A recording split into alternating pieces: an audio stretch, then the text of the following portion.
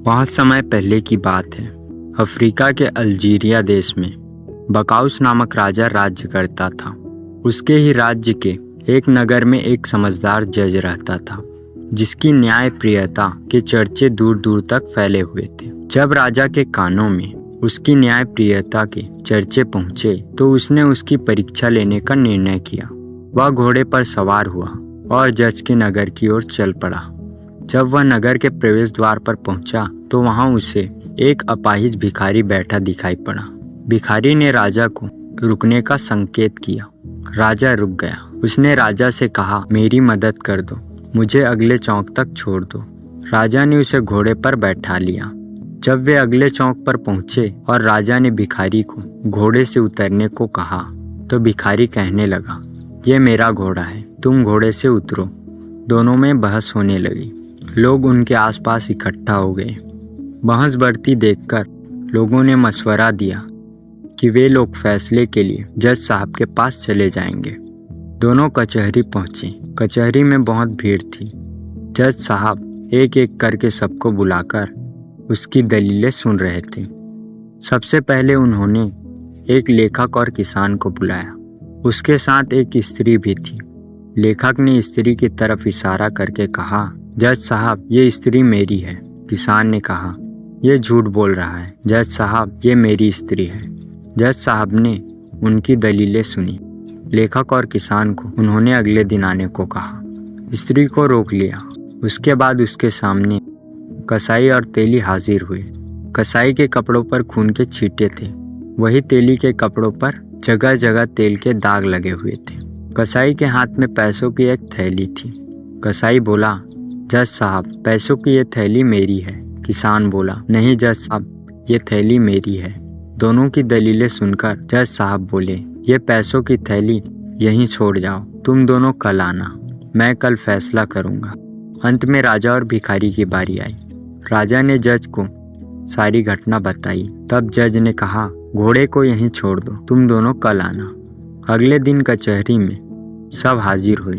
सबसे पहले जज साहब ने लेखक और किसान को बुलाया। दोनों सामने आए।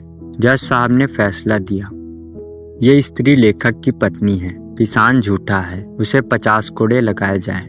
उसके बाद उन्होंने कसाई और तेली को बुलाकर फैसला सुनाया। यह पैसों की थैली कसाई की है, झूठे तेली को 50 कोड़े लगाए जाएं। अंत में राजा और भिखारी को बुलाया गया।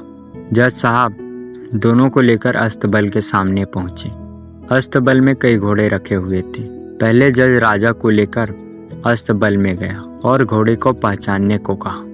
राजा ने घोड़ा पहचान लिया। उसके बाद वह भिखारी को लेकर अस्तबल में गया। भिखारी ने भी घोड़े को पहचान लिया। सब वापस कचहरी में आ गए। जज ने फैसला सुनाते हुए राजा से कहा, वो घोड़ा आपका है। उसने भिखारी को 50 कोड़े लगाने का हुक्म दिया। राजा जज के निर्णय से बहुत प्रभावित हुआ। कचहरी की कार्यवाही समाप्त होने के बाद राजा जज के पास गया और पूछने लगा, जज साहब, मैं जानना चाहता हूँ कि आप सारे फैसलों पर कैसे पहुँचे।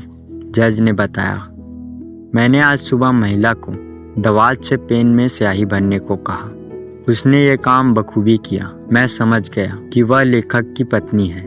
पैसों को थैली से निकालकर मैंने रात में पानी के बर्तन में डाल दिए थे। सुबह मैंने देखा कि पानी की सतह पर तेल नहीं तैर रहा। मैं समझ गया कि तेली झूठ बोल रहा है। वो पैसों की थैली कसाई की है। घोड़े का मामला जरा पेचीदा था। फिर आप निर्णय तक कैसे पहुंचे? राजा ने पूछा।